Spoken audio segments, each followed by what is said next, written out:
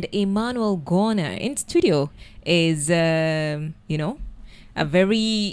gone through her bio and it's impressive. And I want to tell you everything about her, but before I do that, who is listening? Na wako wapi? Haya, pale Facebook kuna journalist WKR pale anasema Bamba Kilifi Mariango Kambe inasikiliza.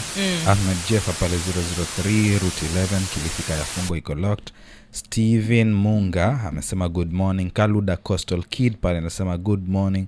Hussein Kadi pale kutoka Likoni Ujamaa Sokoni anawakilisha chama kubwa team pamoja kama ndizi. Thank you so much for keeping it locked. Now, it's a Friday, and you know what we do every Friday? We bring creatives in studio, and today we have Wakio Mzenge. And Wakio Mzenge, after we said she's a director, but she's more than that. She's an award-winning voice, stage, and screen actor. She's got vast experience and renowned for her professionalism, craftsmanship, and her memorable performance in numerous big screens. Okay. Now, of course, you have seen her in a couple featured in Kenya's highly celebrated shows, including Showmax's County 49 as Governor Nerima. Mm-hmm. Yes. And then also Crime and Justice as Dr. Auma and Zainab, supporting roles, and also Igiza as Ida. And you've also seen on Mnet's two-time award-winning Swahili telenovela Selina as Mama Selina. And also on KTN's popular TV series drama My Two Wives as Dama. And TV's Pendo TV series as Maria. Wait, Makutano Junction, which we were talking about yesterday. Oh, really? We spoke about Makutano Junction yesterday as Nas Claire. Good morning. Good morning. Wow. Is that me? That's you. That's an interesting introduction. Thank you very much. You Appreciate are welcome. Yeah. Yeah, so good to have you here. So good to be here. This is impressive. So your dad wanted you to become an engineer. Wow. And your mom wanted you You're to become so a nosy. teacher. I am. I'm going all the way. Okay. Mm-hmm. Yeah. Your dad wanted you to become an engineer. Your mom wanted you to become a teacher. Mm-hmm. You ended up doing education. Yes, I ended up doing education because my mom is quite a bully. Uh-huh. She made sure that I did what she wanted me to do, but I see where she was coming from because I think I have a natural teaching element. Yeah, I think I have a natural teaching thingy going on with me. Yes. So yeah, I did English and literature, and when I cleared, I really wanted to get into media. So I was lucky to get into Nation Media Group. Yeah. I was working on Easy FM. Then I went to Radio France International. That's where I worked the longest, and then Sound Africa, where I worked as a brand manager. Went up all the way to the general manager for that company, and then I left and started doing voiceover on a freelancer. Yeah. So voiceover was the big thing for me. It's still a big thing for me right now. Yeah. It's like my core business, and then it's all supported by all these other things that I do on stage and also on screen. Yeah. Yeah, and then voila, I started Beyond the Mainstream Storytellers, which is a experimental theater company. Yeah. We do two important things. We do one, capacity building, where the teacher comes in, and then we do performances, and we're in Mombasa because of performances and also capacity building. Okay, so we'll go back to Beyond the Storytellers. Yes. Beyond the Storytellers. Beyond the mainstream Beyond the storytellers. mainstream storytellers in a bit. Correct. You started off in media. Mm-hmm. And one can tell, I can hear your voice. It's beautiful. You sound good. Thank you. You sound good. Coming after your job. Oh, yeah. Welcome. Bring it on. No, go ahead. Okay, done. Yeah. So in the media industry, because one would say, how did this develop into now you becoming an actress? Mm-hmm. Like, how did you develop that interest to get into stage performance and then also film? Okay. Yeah. So the interesting bit is, when I was in third year, I went to Sayara FM and I asked for a job from was Bishop Eli. I asked for a job and I started working there in Sayara FM. I had a midnight show called Badilika. Yeah. And I was really interested in media. I didn't think about voiceover. It did not occur to me that is like an industry or anything. Yeah. I didn't think that one can be a professional actor and live off it. That obviously did not cross my mind at all. So that's why even the company is called Beyond the Mainstream, because all I knew was the mainstream careers. And I think it's very nice for young people to also understand that there are industries, there are careers that you can pursue outside of the mainstream. Yeah. So then I first landed to Nairobi, and I was taken to Alliance Française. And in Alliance Française, I was working at Radio France International, but I was also working with Heartstrings Kenya in theatre performances. And that's where actually Nation Media found me. They found me on stage doing a play, This Is Kenya, which was publicized by the Nation Media Group. And that's how I ended up now going back to media. Yeah. Then from media, obviously, media and all of it is this creative sector, isn't it? Yeah, it is. So we're all like bundled up together. We do things together. You'll find Churchill was also in Heartstrings. You'll find, Kazungu was also doing plays and whatnot. So everybody was just together, and it really helped me in terms of networking and creating that creative family. Yeah. So that's how I was able to transition very easily. And then when I was working in South Africa, we were dealing with artists, we were managing artists, recording artists, especially musicians, Akina Idia Cheng, Susanna Wio, and stuff like that. Those are authentic African music. And they had a lot of shows. That also helps you to interact with people when you go for shows and stuff like that. Yeah. So yeah, it was just a gel of a little bit of this here, a little bit of that there. Yeah. Yeah. Okay. I have a lot of questions. Oh my goodness. Yeah, I okay, do. bring them on. Beyond the mainstream. So you get in media, you pursue education, then you get in media, and you're in this space. Of course, you're making an income, but then you want to get into acting as well. Yes. And you see, even now, as it is right now, people still, there's that notion that it doesn't pay well, right? So you're getting into this sector. Were you certain that you would break even? So you can never be certain when you're getting into business. So how was it moving? It's a risk. Now? Yeah. But there's certain things that were fundamental for me that I had to have, laid out before I did the transition. Okay. So the difference between me and many artists is that I took quite a bit of time before I entered into the industry full time. So during all this time, I was doing my own strategies on how I will be able to get into the unpredictable industry and still be able to survive. Because the creative sector is really uncertain. You can't even do like a long-term plan. You have work for 2 months and then you don't have work for a year. So you need to be able to have very good planning skills. You need to be able to live within your means. You need to be able to have certain things put in place. Like, if you're able to have look at your recurrent expenses before you get into this unpredictable industry and figure out how are you going to be dealing with your recurrent expenses and can you get rid of some of them, like can you work in a sector you don't like for a bit and then get a home so that you get rid of that expense. Now you can be able to focus on the creative thing. So just basically looking at your lifestyle and looking at the things that matter to you and making concrete decisions on how this unpredictable industry is going to work for you on a very personal level. So I did that for me, and that's why I worked in corporate sector for a long time.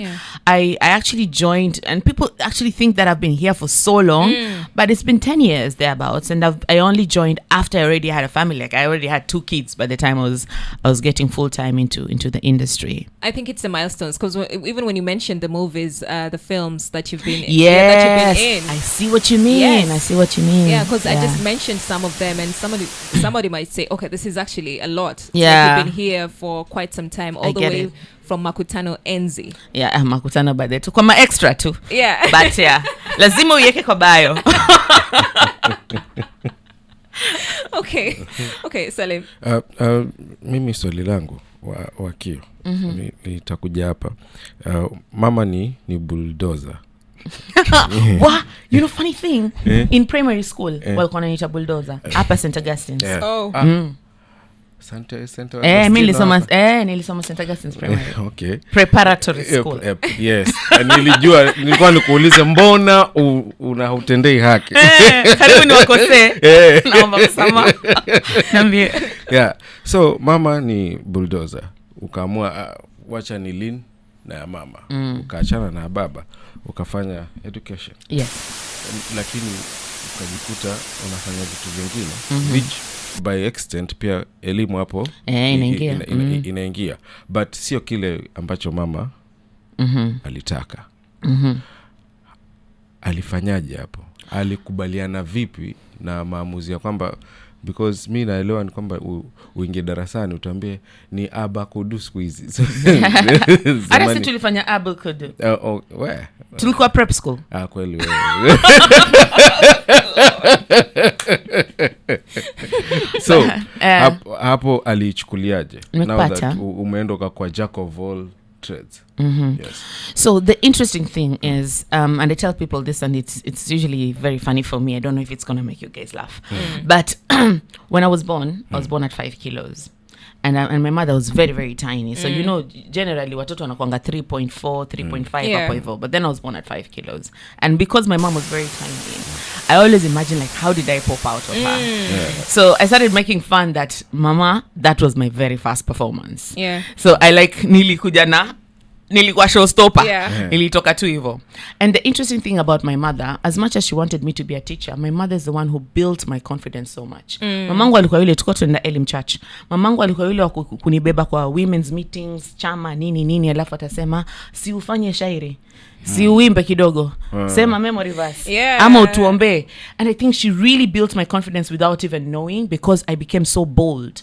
Like, I'm the last one in my family, but nikitembea hakuna mtu ashawai guess that I'm the last born in my family, because my mother built that confidence. So transition yangu kuingia kwa nini, even I think when I was 3 years old, she's the one who actually forced me or encouraged me or coerced me or whatever. She bulldozed me into doing a performance for my uncle who was getting married, and I sang during that wedding. And she remembers it vividly. As much as she wants me to be a teacher, in her Bible, she has a picture of me in St. Augustine's in KG2 when I was doing the play Good Samaritan. So that says something. I felt like at the back of her mind, she didn't know what this thing is, but she knew that I had it in me. And when it started blossoming, she was like, that's what's up. It. That's the That's thing. it. Yeah. Tukiwa pale bado kuangalia, because vijana wengi ni ile wanaangalia ndio talent imekuwa, yako imekuzwa, lakini kuna huyo pengine hajapata ile support, ingawaje haikuwa that clear. Hajapata ile support ya kwamba hii iko, amejipata ameenda kusomea kitu chengine. Then ni kama mwisho wa siku hayuko sure na kile chenye anafaa kufanya. Wewe hapo mtu kama huyo unaweza mshauri vipi? Mimi nakwambia kuwa msanii ni kajini.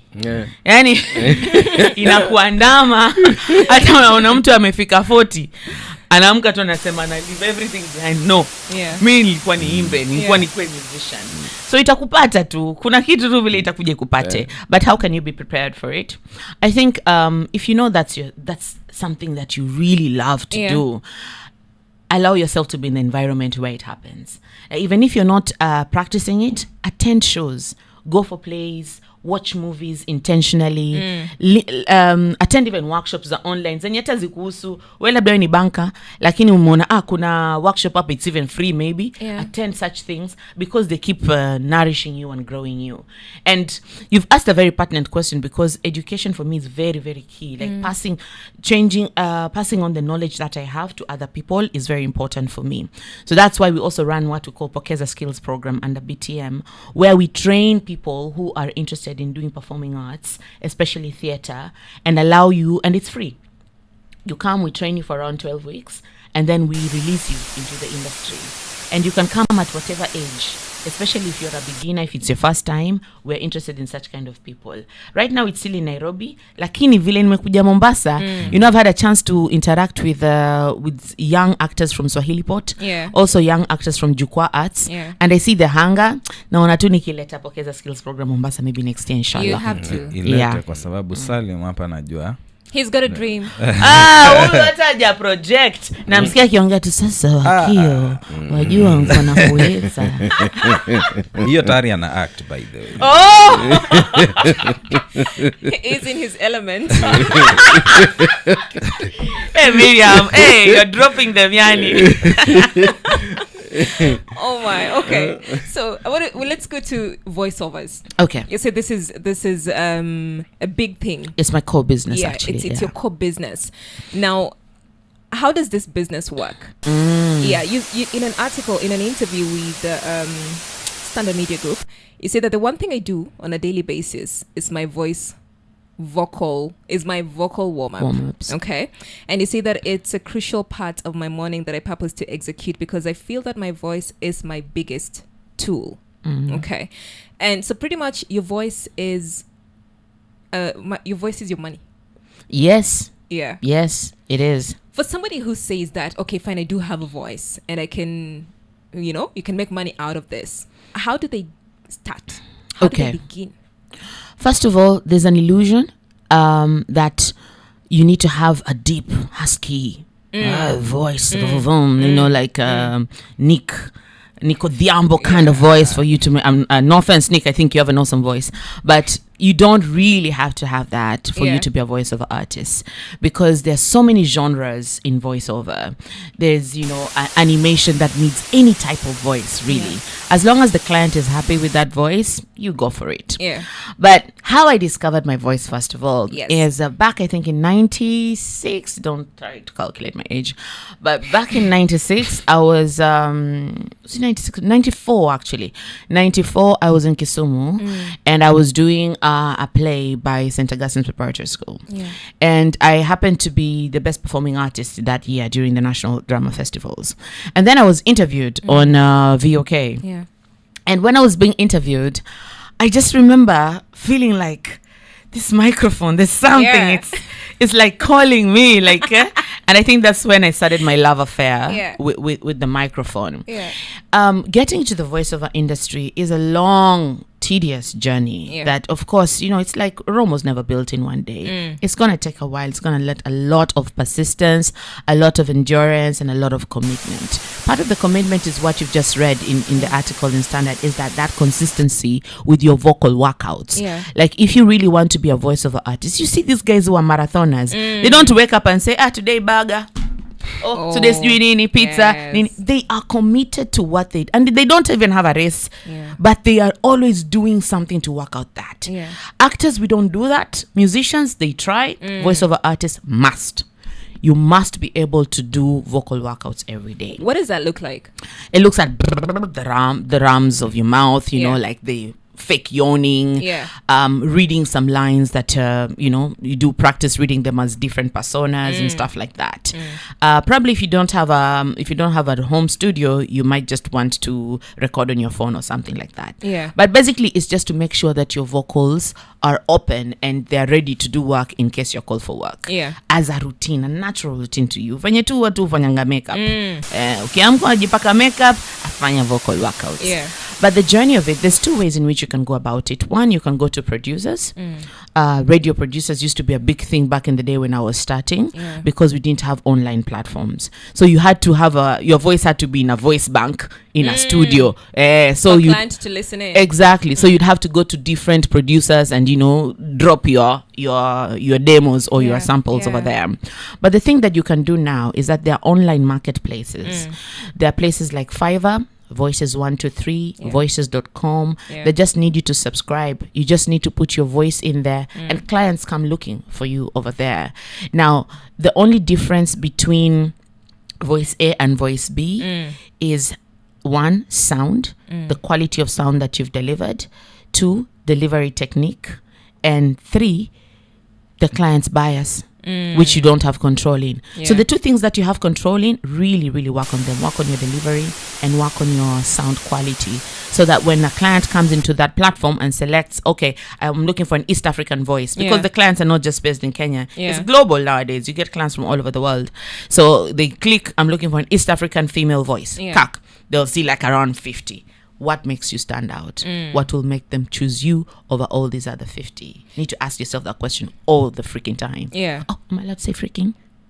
Sorry. All the time. All the time. Scratch all the that. Time. Let's scratch that.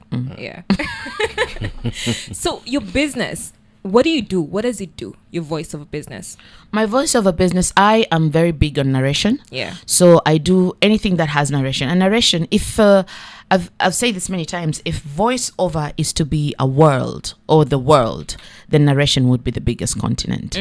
So narration is the bulk of voiceover work. You'll find it in TVCs, TV commercials. You find it in radios. You will find it in IVRs, the voice response. You will find it in e-learning. You will find it also in radio dramas or audio plays. So it's really the bulk of it, and that's what I do the most. So I do narration, and I also do training of the same. Okay. So let's go to elements. Woo! Yes. Oh, Elements by John C.B. Okumu. That's right. Tell us everything about that. Yes, sir.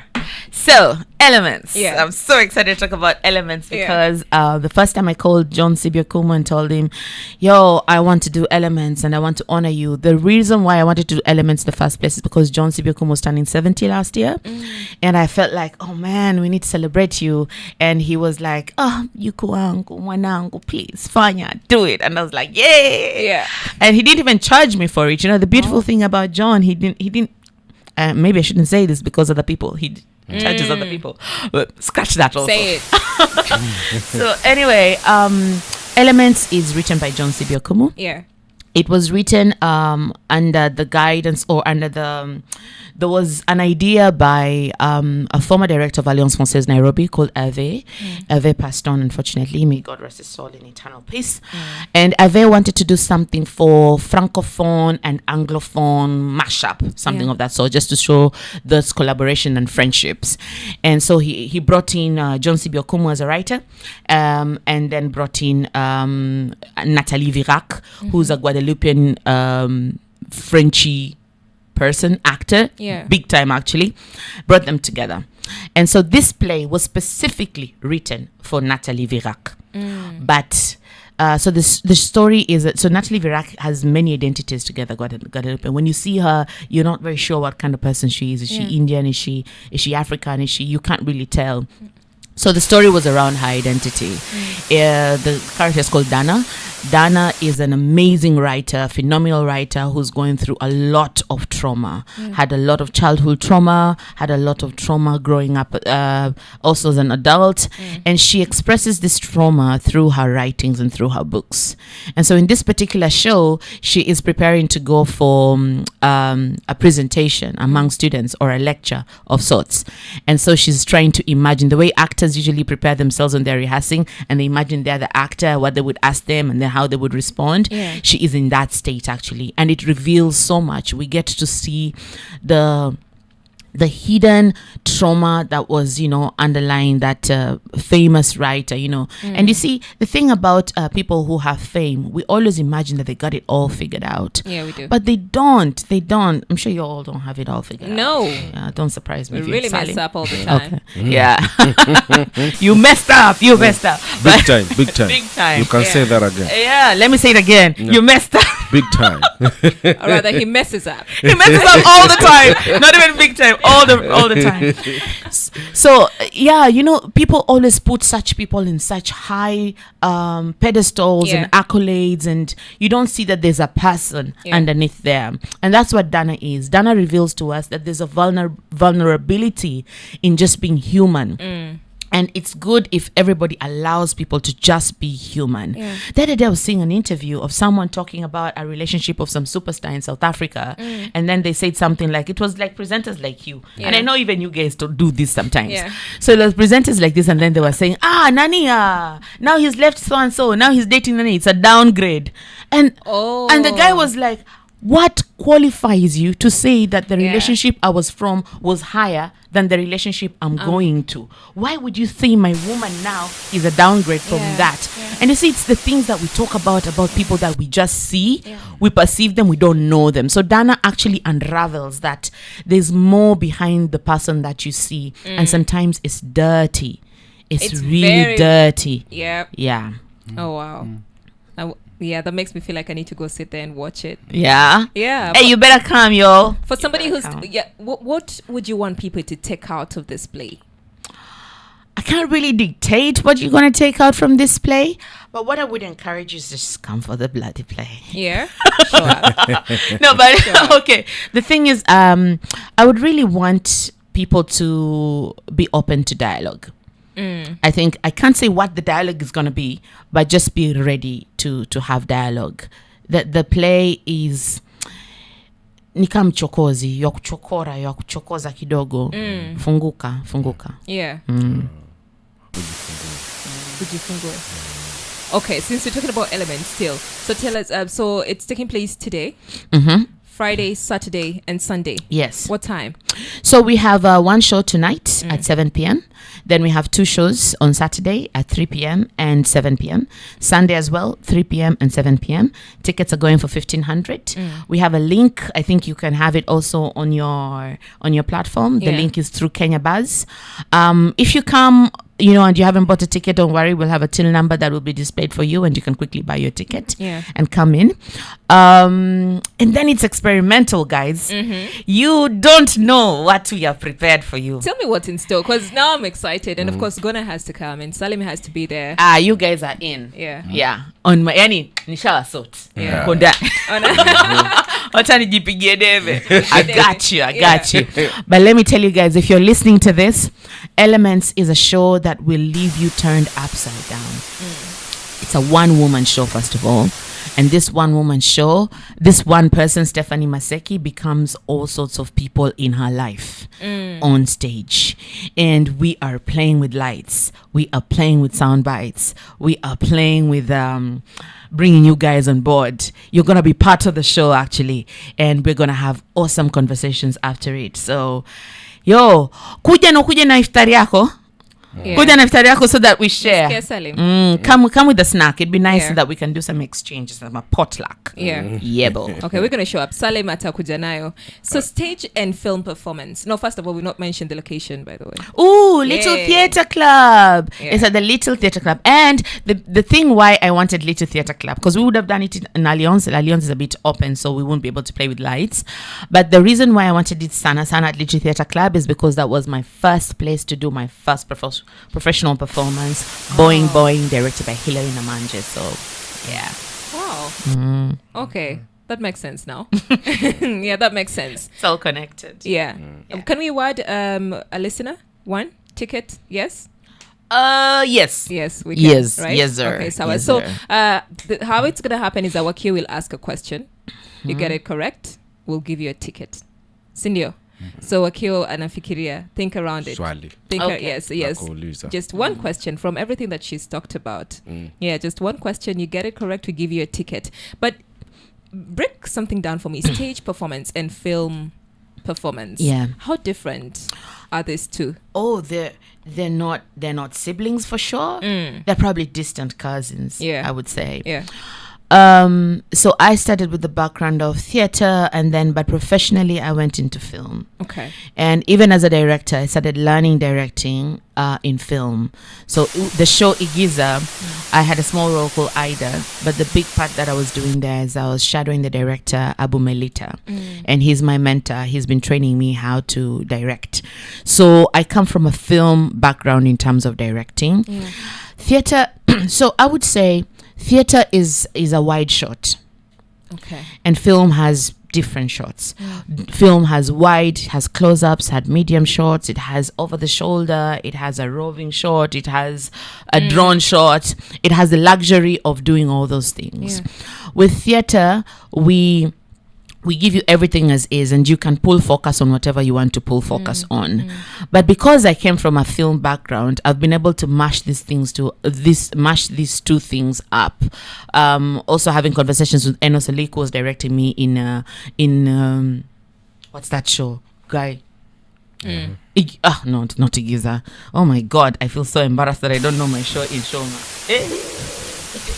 But anyway, we'll remember it. Yes, we'll remember it. Yeah. Enos Olika also supported me in understanding how I can bring in my film elements into theater. Yeah. And so I do it slightly differently when I do directing in theater, because I think of film, I think of the camera, and I think of the frames.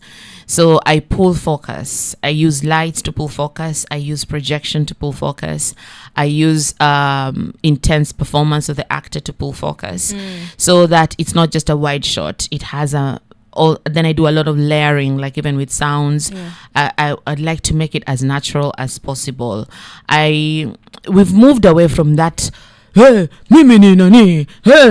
kind of performance. I remember my high school performance very well. In fact, I remember it line by line from Moi Forces Academy. But so we're moving away from that unbelievable performance. Yeah. And we're doing something that is called suspense of disbelief.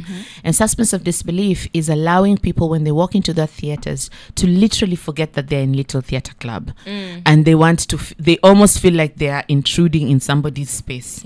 Yeah, and that they're not watching a performance. So that's where theater has actually evolved. And I love what the Cinemax is doing. They've brought the films from the National Theatre at Home. I think it's a performances done in West End and National Theatre, I think, in London.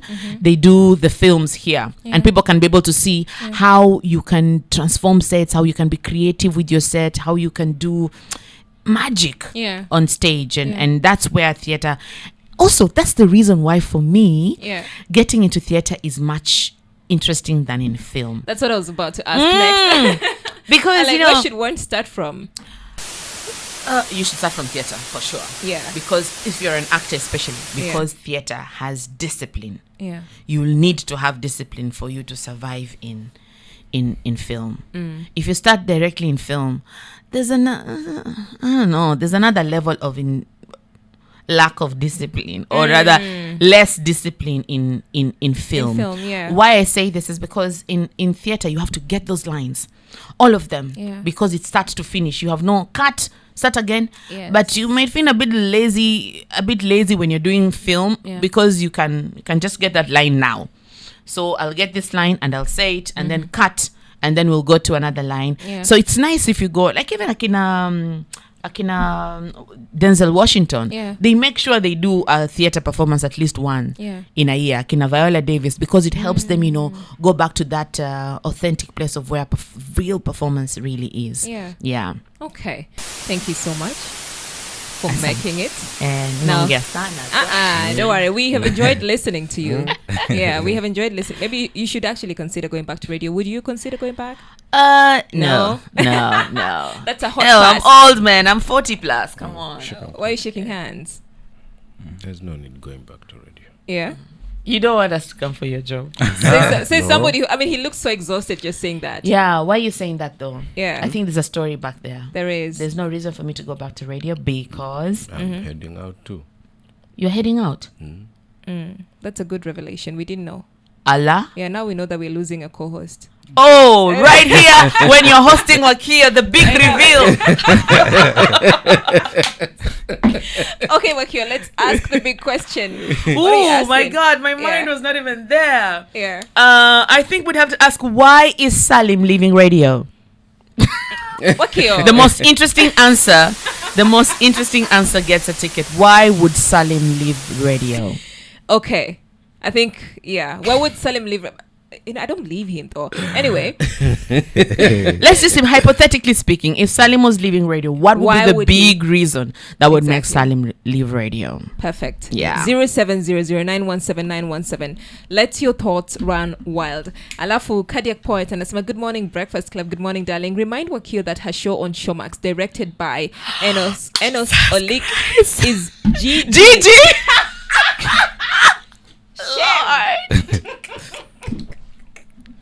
And I'm so good in Gigi, by the way, guys. You need to watch Gigi. It's because we talked about Igiza, and then and Sameni jamani. Sameni. I don't know. Yeah. You see where issue. No, it's not an issue. It's not an issue. Thank you so much. You know what? Today at Little Theatre, Friday, Saturday, and Sunday, Elements will be showing. Let us show up. Let us watch. Let us dialogue.